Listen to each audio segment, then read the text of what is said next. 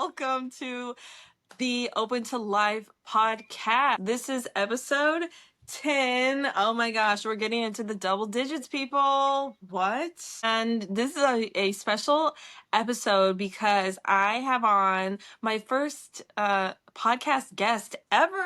My homegirl Jessica. Just met Jessica. Was it this past weekend? This past Saturday. Yeah, just this past Saturday. Today's Thursday that we're recording at a Byzantine Melkite church in the San Francisco Bay Area. So we just met at the Easter Vigil Pascha Divine Liturgy and we hit it off. And I was like, do you want to come on my podcast? And she was all for it. So let me just read her bio. Jessica, a beloved daughter of God. By trade, she is an RN for 10 years. Teaches nutrition at Dominican University of California and leverages hormone balancing and gut health to help people in her holistic private practice, Nutrition with Nurse Jessica. Welcome, Jessica. Woo, woo, woo, woo, woo. Thank you for being here. Thank you for having me. Excited to be here. Yay. Maybe tell us a little bit about yourself in your own words, or what's some things you like to do for fun when you're not being nutrition and nurse Jessica? Yeah, so we are mind, body, spirit. So my body loves dance of all sorts. And so I try to go to any kind of social dance at least once a week, ideally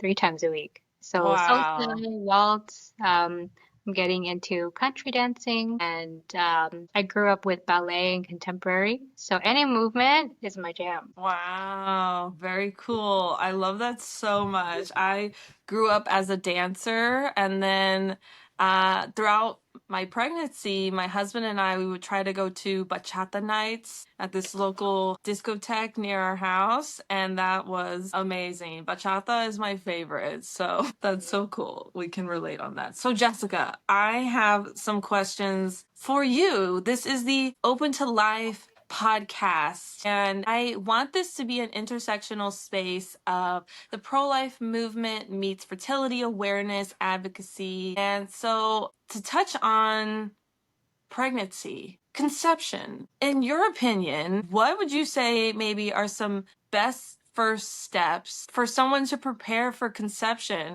For me, my baby boy was an NFP surprise, so I guess I did something right to get pregnant when I did. Years before I even conceived, I was already cutting out perfume or toxic deodorants, things like that. But let's hear from you. What are some things someone can do to prepare for a healthy pregnancy, successful conception? So I guess it's on a interior level, like a psychosocial level, especially for the female body. The female body has to feel safe. And one of the things that I have found in my practice is that the reproductive systems will not align and will not be optimal if all of the other things, for example, your gut health, your mental health, are not first aligned. It's sort of like a prerequisite in order for the body to say it is safe to now expand. Mm.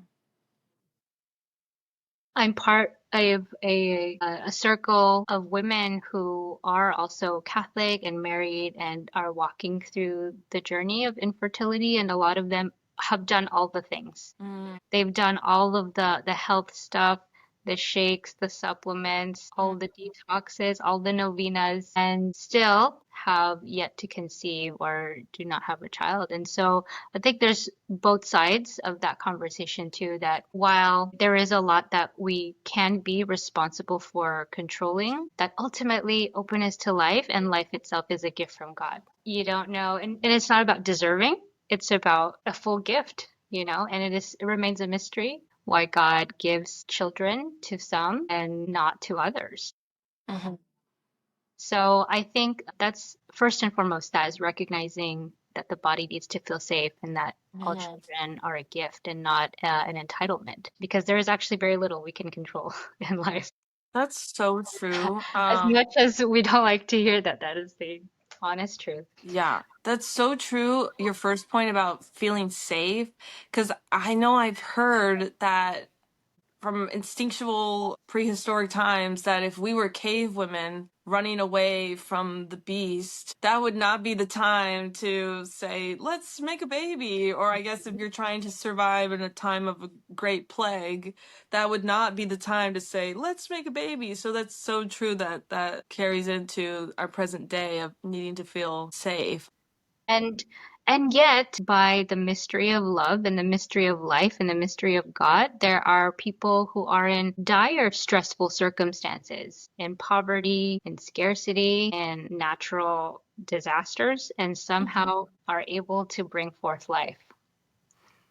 Yeah. So it is ultimately by the gift of God that the human body inevitably conceives and brings forth life to full term. But on a biological sense, the egg is affected 100 days span of time. So whatever you're doing today Wow. is going to affect your egg quality 100 days from now. Oh my gosh. I just learned that recently. Like whatever you're doing today is going to affect your reproduction in 3 months. Mhm. Yeah, your reproduction today was affected by what you did Mhm. 3 months ago. So on a short term, there's that.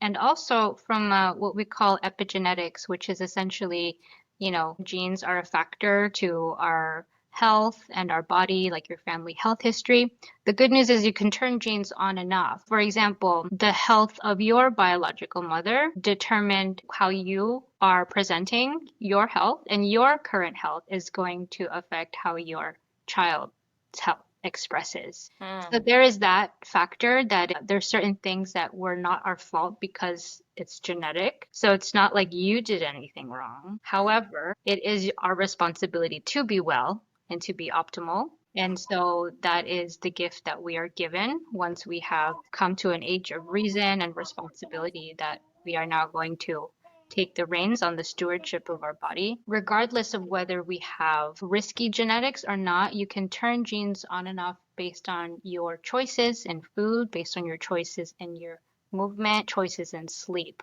So that is the good news. Hooray for the good news. Did you hear the good news? You can turn your genes off and on. And then on another end, the male, the father of the baby, it's not all about the mom's body, although a lot of conversation and fertility care is mostly around the female. The male health absolutely is a huge factor in that as well. And a statistic that isn't talked about a lot is about, I think currently in this day and age, about a third of cases of infertility are due to male factor. Wow. Yeah. I didn't know it was that high. Yeah.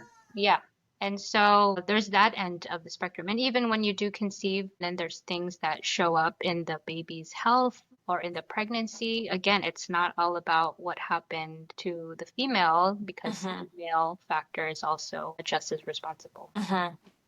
Yeah, I saw something on my For You page on Instagram that talked about that the quality of your placenta can be determined by the male, and your level of morning sickness can also be determined by the man. So for those who are ready and willing to do what they can to have the best outcomes based on their sphere of control, I think a huge place that most people overlook is sleep. Mm. Okay. For those who can, who have the bandwidth, the sleep is huge. And I was reading a book recently, and it was talking about how just in the past few decades, we have lost as a society a huge percentage of sleep because of the pace of lifestyle, the pace of Mm. technology. It's something that Mhm. just gets overlooked. We have come to normalize poor sleep, but sleep is what our bodies do for a third of our lives. That's how So much time we true. spend sleeping. So when we sleep, we make hormones, and so a lot of hormonal issues and hormonal expressions are directly affected by the sleep quality that we have. And it doesn't take a whole lot of time for that to take effect. I imagine one night, worth of bad sleep, you are thrown off for the entire day. The good news is the body can somehow compensate and recover for a long time. Mhm. That's why it's become normalized because Mm. We are living in this like constant state of exhaustion and somehow still showing up to our jobs, to our families, Yeah. to the things, and we find a way to compensate. It's amazing how resilient God has made the human body. So Mm-hmm. sleep is one, and then digestion is huge, and that's a big piece of what I do in my practice. Is you can be taking all of the supplements, eating a really clean diet, but if your body can't use it, Mm-hmm. can't break it down, can't use it, it's just gonna go down the toilet, you know. Mm, So it's not just, literally. yeah, it's not just what we eat, it's what our bodies can do with what we eat. Yeah. Yeah. Interesting. I really like something you said earlier about children not being an entitlement. Now we're living in this age of IVF and IUIs and people creating children outside of the marital act. I guess because they feel entitled, and I never thought of it that way. It's really sad Mhm. that I guess that framework of thinking that you are entitled to a child. So in part of preparing for a healthy, successful pregnancy postpartum, I myself struggled with low breast milk supply. And I think it was a mix of things. I think it was primarily my son not latching, my son having an undiagnosed tongue tie, and then me getting the tongue tie clipped, maybe too far along for my breast milk supply to have stagnated. So part of me thinks maybe it wasn't all me, that it was just that it wasn't my body that was low in supply. But I'm just curious from your background and perspective, are there things a mom like me could do preemptively to say, I'm going to have a healthy breast milk supply? I'm going to succeed in breastfeeding.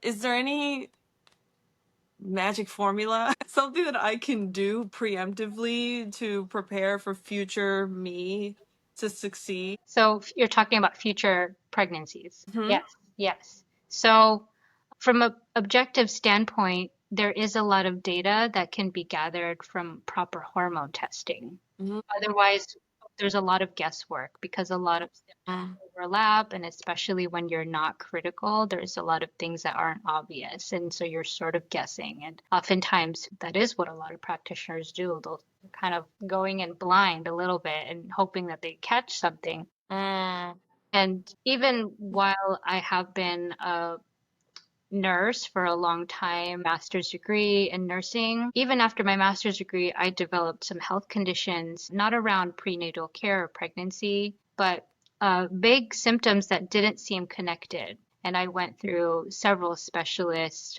over a dozen. Uh-huh. And that's with me knowing how to navigate and ask and advocate for myself, and I didn't get the right answers. So a lot of what Mm. has inspired me to work directly with people and to start my practice was to reach out to people like me, you know, because there just isn't a lot of proper education Mhm. and training for Mhm. healthcare professionals. So, just as a preface, so I guess to answer your question, what can you do in the future? Start with hormone testing, and Okay. the hormone testing that is properly done is a hormone saliva test. There are other ways of Really? doing Okay. testing. You could technically test through blood, you could technically test through urine. I find that those are sometimes hard to analyze, and even if you ask your physician for them, they may not be educated in how to read or analyze that. So the way that I was properly trained and what I work with my clients is a hormone saliva test. So you Mm. check your hormones in a full day cycle, you check it 4 times through your saliva. So you could do it at home, Wow. you ship it, and then you can get a lot of baseline data based on that. And there's typically 3 patterns that emerge depending on the person. So for women, sometimes what we see is estrogen dominance, which is essentially a detoxification clog. There needs to be some detox that needs to happen because it can build up. The reason why it's dominant is because there's excess, there's too much. So that's a common pattern. The other pattern is low everything, so low progesterone, low estrogen. And a lot of Mhm. people assume that that only happens in menopause, but it can happen at any time.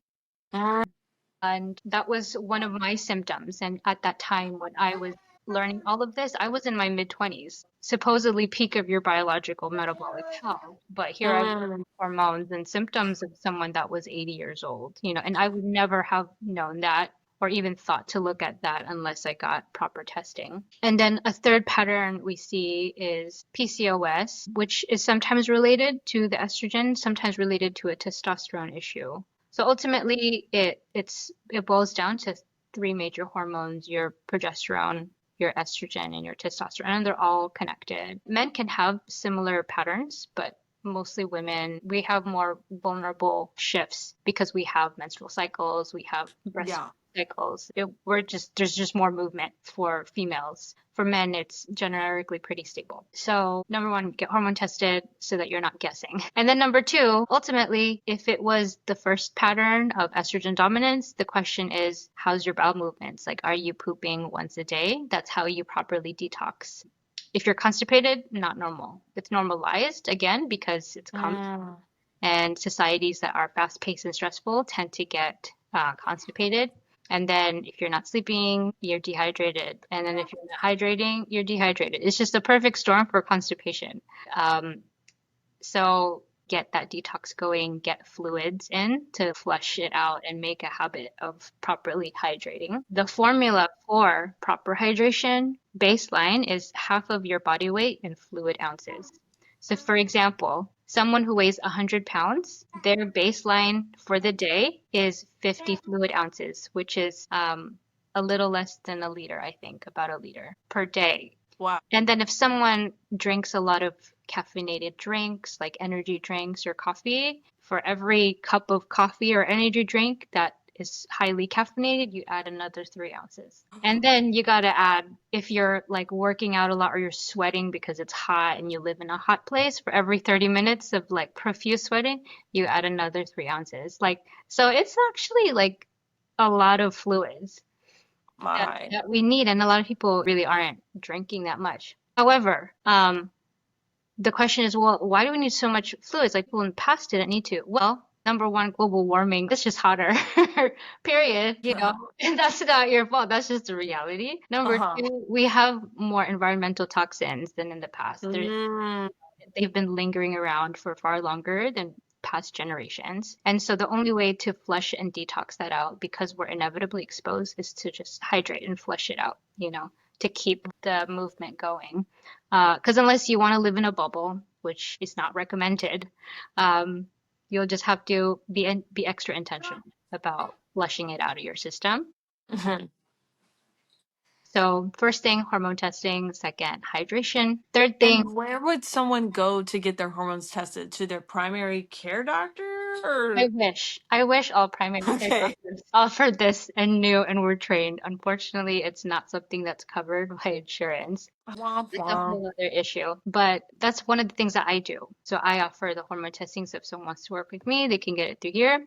If you search for functional medicine or Mm, functional physician, the keyword there is functional. That's sort of the brand that this type of education and approach to health has been, mm, but not all of the people who are functional medicine practitioners or functional medicine healthcare practitioners do this kind of testing. So you sort of have to call and see, do you do this kind of test?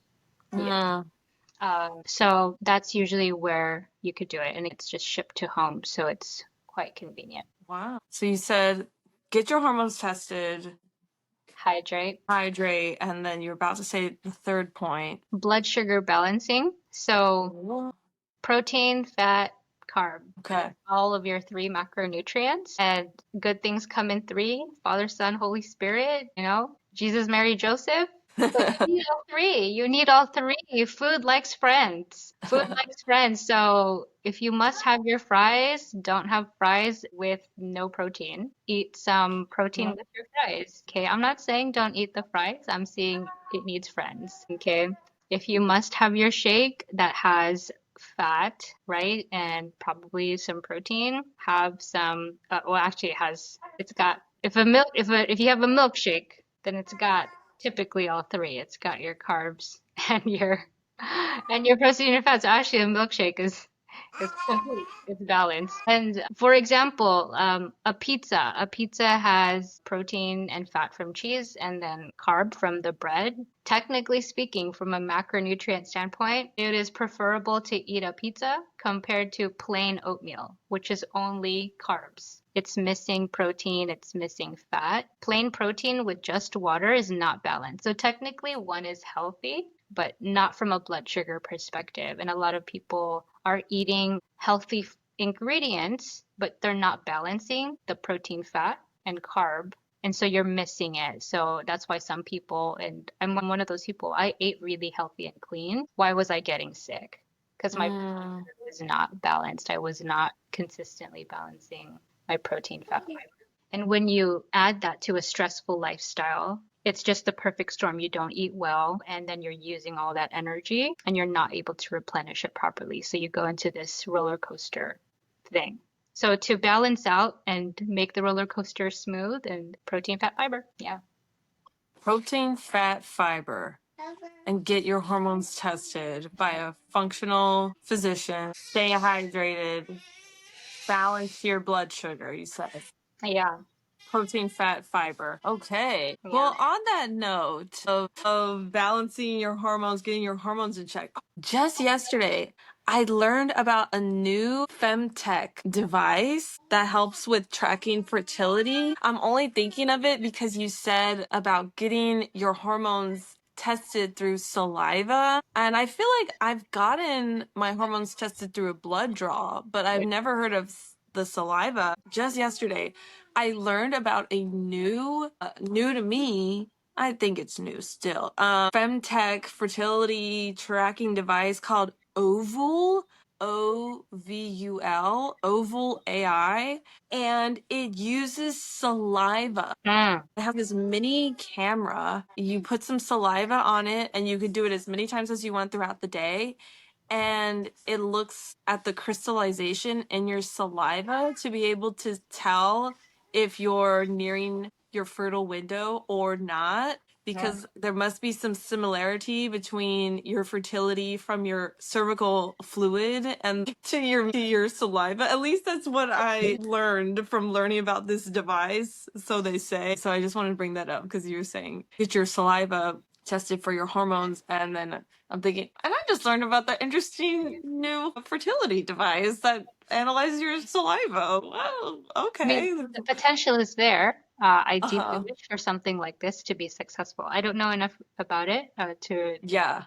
endorse, but I think Yeah, yeah. if it works, I'm all for that. If it works, it works. Okay. But so my next thought is with balancing hormones. For me, I have not gone back to my pre-baby body. I knew my body was going to change. I didn't know what change was going to look like. I thought I would have a bunch of stretch marks, but I would like shrink back to my previous uh pre-baby size. And instead, I have no stretch marks, and I have not gone back to my pre-baby size. In fact, I don't like to trust a scale. I feel like a scale is not a good measure for health, but comparing my weight before to now, I'm about 20 pounds over my pre-conception body, and I feel like I'm pretty active. I do a lot of walking since I take public transportation.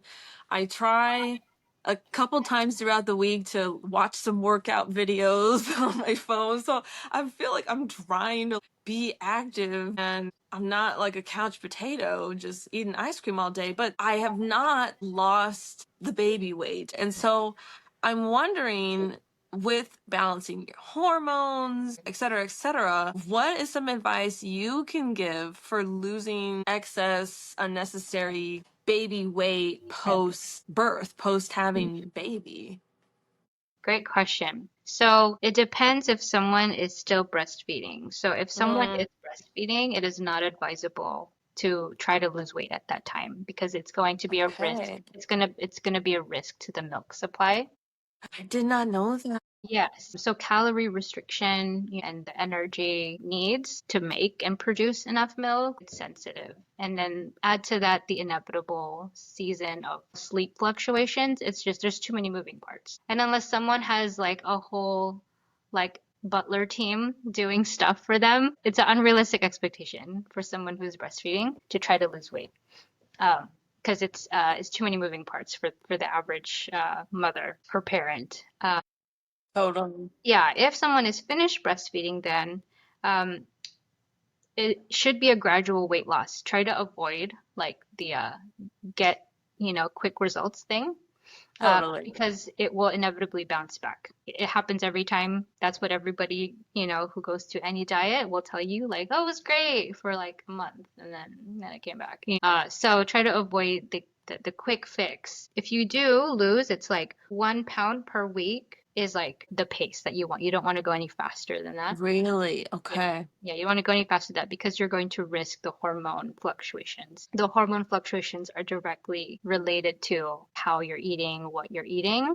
Mm, And if someone is just focused on the numbers and the calories, you're going to miss the mark, and then you're going to easily throw off the balance of the hormones. So this applies then, assuming someone is no longer breastfeeding, this applies to anyone that is trying to lose weight. This is the same approach that I okay. have, regardless of whether it's a male or female. This is the generic approach. And it goes back to the foundations: hydrate, protein, fat, fiber. Test your hormones if you can. Yeah, because typically there's hormone issues that are related to why someone is having their excess weight or not enough weight. So any weight fluctuations or weight, imbalances are a hormone issue. Mm, You could, if it's not super critical, you don't have to necessarily test your hormones. You can just do the habits of, hydrating, protein, fat, fiber, and then sleep.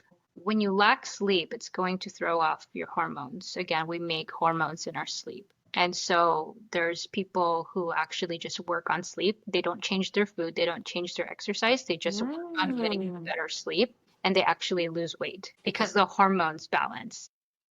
Wow.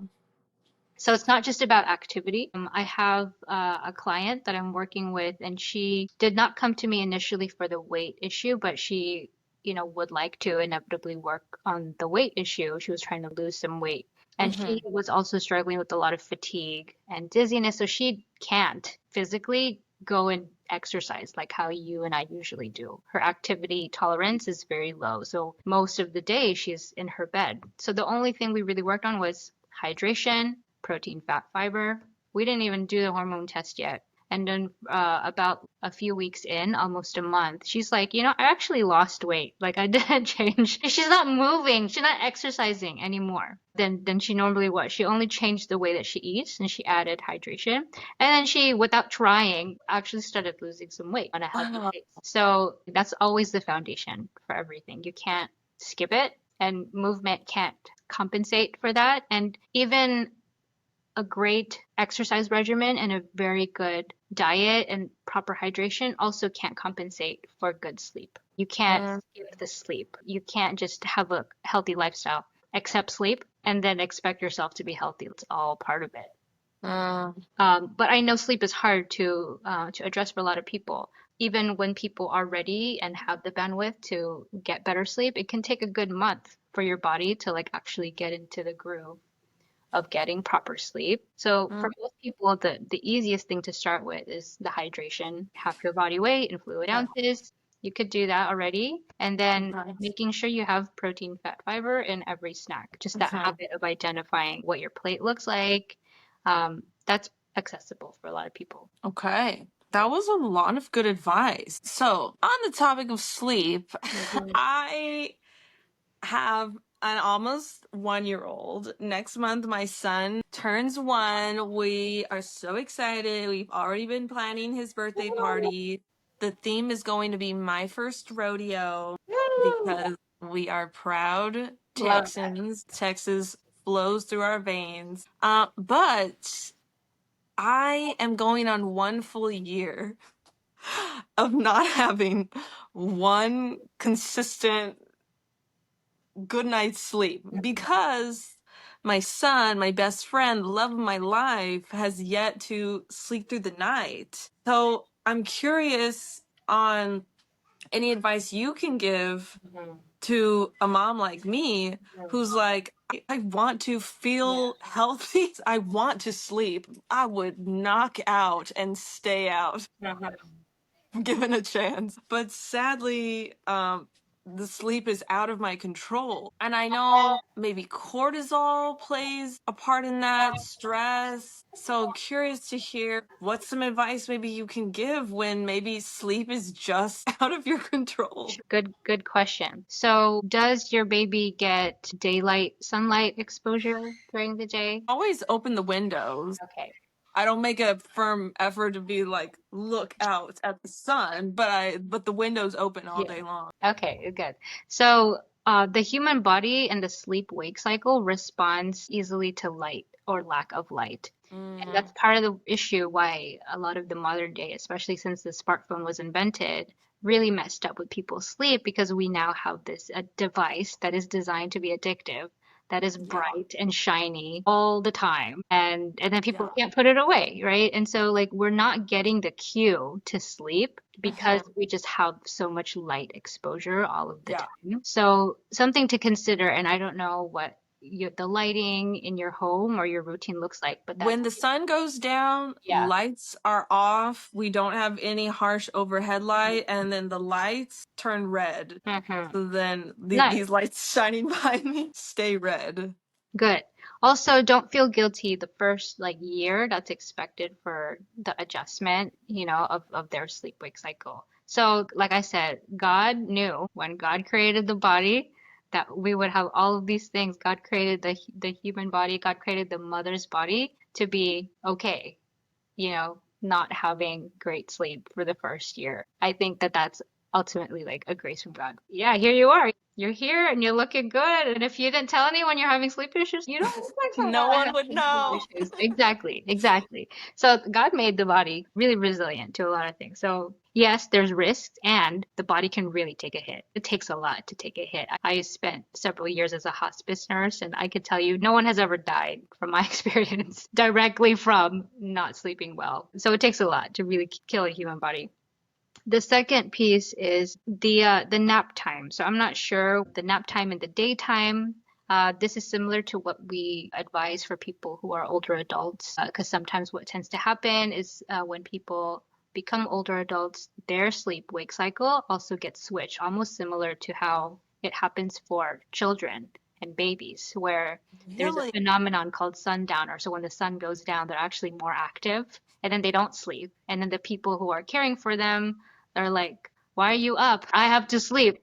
Yeah, it's amazing. I don't know if that was intentional by God, but it's sort of a full circle thing that I've noticed. And so one of the things that really helps with that is that during the daytime, we give them all the activity during the daytime so that they're tired by the time evening sunset hits. They're tired. And you can tell a difference. So just one day of a lot of activity during the day helps them just sleep better because they're just naturally going to be more tired. So something to consider is the routine. Try to get them tired as much as possible during the day, all of the activity during the daytime. Yes, they need to nap, but it's like, okay, maybe one nap per day. The rest of the time, Mm, we're going to do stuff. As long as the sun is out, we're be like the sun, okay? mhm. The third thing is, and this is probably more applicable to future pregnancies, I know you know the importance of like breastfeeding. So when an infant is breastfed fully, like a good year, they actually sleep better. So there's something in breast milk that actually helps babies naturally sleep better, which is hard. Wow. It's hard to try to like address that when, there just isn't enough breast milk and that's not your fault. You can't go back in time. So you can't hold yourself responsible for that. But it is something to look forward to as more motivation in the future to be like, yes, I got to get my breast milk up so that the baby can sleep better. Mhm. There are alternatives to formulas that help mimic natural breast milk. I don't know enough research to claim that it has the same sleep effects to a baby. It is something to consider is that the closer you can mimic natural breast milk, they tend to sleep better. There's the breast milk formula bottle top off trap that some moms find themselves in, that they think they have a low milk supply. So then they give the baby formula, but then counterintuitively, giving the baby formula is what is lowering your supply when you're not getting that supply and demand. So what I was getting at is I remember hearing once that formula can keep the tummy full for longer. And so that it may appear like, well, the baby slept pretty well last night. Let's just keep doing that formula thing. And then that weans off of breast milk, which not what I ever wanted to do or not my intention. But so that's interesting that you're saying that over a year's time of breastfeeding that can actually help with the sleeping. Are you referring to melatonin producing in the breast milk Yes. as it gets closer to nighttime? Yes, so Okay. breast milk contains melatonin at night and cortisol in the morning, which is like our Really? natural. Yes, so cortisol is the thing that wakes us up in the morning. That's why we can naturally Really? wake up. So the melatonin and the cortisol amount in the breast milk will play a factor. The baby's making their own Mm-hmm. melatonin and cortisol, but the supply that they're getting through the milk is one of those things. Breast milk is more easily digestible, and that's leading to more frequent feeds. So like you said, yeah, the baby feels more full longer with formula because it's not as digestible as breast milk. But if the question is how then can I just sleep better? I mean, ultimately breast milk is the way to go. But if you can't, Mm-hmm. it's not the mom's fault. Yeah. A lot of things, like I said, outside of the control. The hormones with the act of breastfeeding, prolactin and oxytocin that's released during nursing also helps the mom sleep. Mm-hmm. So it's Really? not just for the baby. The prolactin and oxytocin from the I didn't mom know that. from the act of breastfeeding actually helps the mom also sleep better. But I know you don't have a problem falling asleep. Your problem is finding the time when your baby I is not could, awake yeah. so that you can sleep.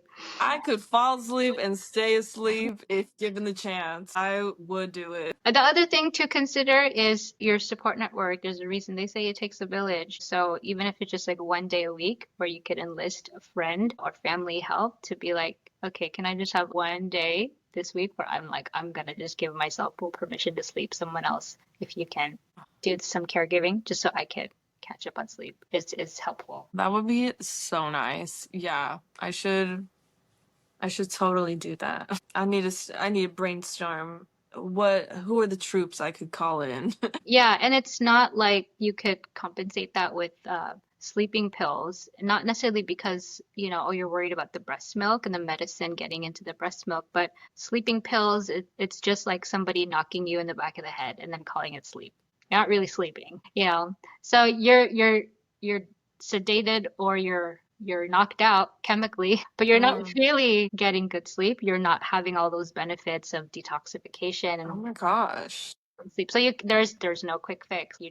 You have to honor the rhythm, honor the design, and God designed sleep to be that way. And Yeah. if you can, for the people that aren't you, but for the people that just like know that they have poor sleep habits, blocking out light is huge. Because when we have phones and screens and street lights that are on all the time, it seeps through, and that's why some people just have a hard time sleeping because Hmm. like it needs to literally be fully dark. Yeah.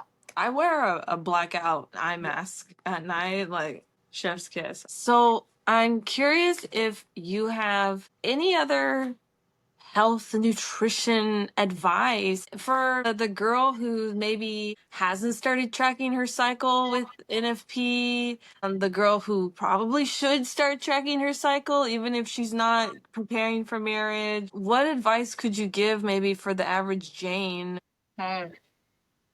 to encourage her to look into your body? What is your body telling you? That some things are common, but that doesn't make it normal. So some of the signs that are quite clear to me, but maybe not to other people, that you need to work on hydration, you need to work on your digestion. Number one is skin. So when your skin is inflamed, like you have acne or like unexplained rashes, it seems Really? completely not connected, but it's absolutely connected. Oh my Essentially, your body gosh. is saying, I need to detox, and I cannot properly detox it through my poop or my urine, Mm-hmm. it's gonna Oh my come through gosh. your skin. So your body's literally telling you you need to pay attention. And usually the first one that I notice, or the first most effective thing, is the dairy. A lot of people can't tolerate dairy or can't fully digest dairy. And that's often the trigger, and that's causing internal issues. It's inflammatory for a lot of people, unless you take a dairy enzyme. So if you must have the dairy,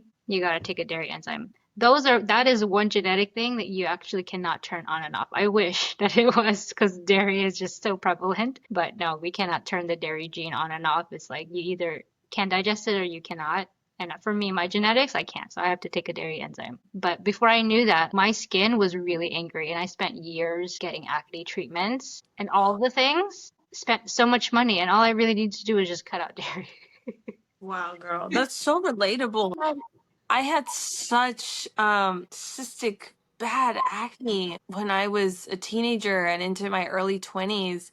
And I got on Accutane and it cleared up the acne. But it's only now, hindsight, I look back and I think, wait a second, that didn't actually address whatever the root cause of the acne was. It cleared my skin, hooray, but I don't actually know why my body was doing that. So, so true. The second piece is, and this relates to children and babies. So when people say, oh, a baby has colic or a colicky baby, sometimes that's one of the very earliest signs of poor digestion. And so, a baby doesn't know whether or not what the body is doing yet, but essentially there's discomfort. He's trying to communicate the discomfort. And often we see this pattern where people who are adults saying, oh, I have some tummy issues, digestion issues, and then you go back and back and back into the history. And they often say things like, yeah, I've been constipated for like most of my life. I thought that was just a thing. And then my parents just thought I was a colicky child. So there's this pattern that we see, and usually poor digestion starts with having a colicky baby, and that's genetic. And so that's not the baby's fault, and it's not even necessarily the mom or the dad's fault. These are things that go back and back generations. But this is your body telling you that this is the reality and we need to address it. We can't just ignore it and call it normal, because it's not. So one of the easy ways that you could sort of ease into it is adding gentle acidity, like lemon water. So lime can work the same thing. So if you like lime or lemon, but those are very gentle acidity that can help break down food. So depending on the severity of the poor digestion, that's usually a good place to start. So, hey, you're drinking water anyway because you need to hydrate. I just toss in all the lemons and limes all day, every day. It's gentle enough that it shouldn't cause pain. Shouldn't cause pain for people. However, unless you are actively having like stomach pain and you're seeing bloody stool, then okay, I would not do that. But for most people, that does not happen. So feel free to just add lemon, lime, and whenever I drink, wherever I'm eating, like I'll have lemon water. Whenever I'm out in the restaurant, I always ask for hot water and lemon. That's just like my go-to. And they have, lemon tea bags. That's like lemon black tea, or like orange. Orange is a citrus, so that's a form of acidity as well, but that tends to be a bit more sugary. So I like to stick with the lemon water. If you want to go an extra step further, which is actually for people who symptomatically have a hard time digesting, is any form of vinegar. So apple cider vinegar is popular, I think, because it's the one that tastes the least sour. So it's the most palatable one. But it's not because apple cider vinegar is somehow super magical, but it's the vinegar. So this works the same with any vinegar: white vinegar, rice vinegar, wine vinegar, doesn't matter. But it's the vinegar that not only has the acidity to break down the food and to absorb the nutrients, but it also helps with balancing your blood sugar. For Mm. example, someone can have a really sugary meal or snack, and I do this every term with my students, and they find it so life-changing. I have them check their blood sugar before they eat, and then I give them candy, straight up all the sweets, and I lay it out. I say, have it, have all you want, all the sugar you want that you think you can handle. And then, they eat a bunch, and then I say, okay, go for 20-minute walk, 10-minute walk. Okay, short walk. If you don't want to walk, do 15 squats, and then check your blood sugar again.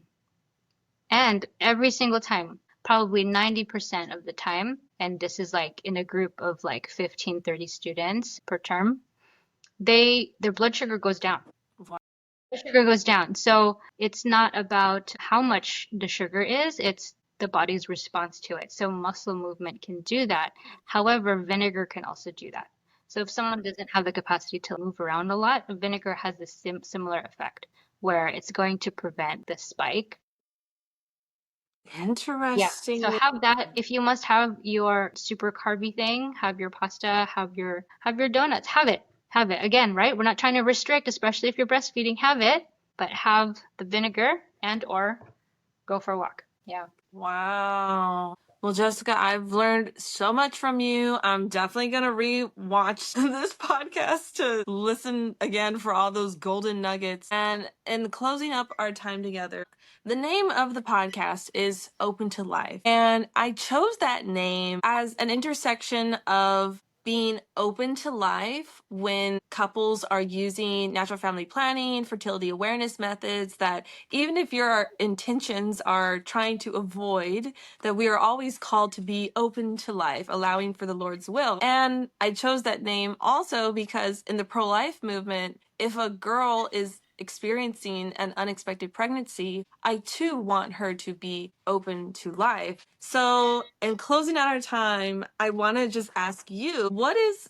some advice you can give to encourage women and couples to be open to life? So I think that it goes back to the first topic we were talking about, safety, is that ultimately our deepest source of safety is God. And God has good wills for you and God has good plans for you. So rest in that safety, that no matter what happens, even if there's things that you can't control, God has your back every single time. So I think that feeling of safety and security allows us to feel that we can trust and be open. Wow. So, Jessica, how can people get a hold of you? How can someone who wants to work with you find you? Where would they go? So there's a link tree / nutrition with Nurse Jessica. I also teach at Dominican University of California. Great. And I will link that below. Jessica, thank you so much for being my first guest on the Open to Life podcast. It means so much to me. And I hope this episode will touch everyone that it needs to touch. In Jesus' name. Thank you. Praise be to God. All righty. Bye.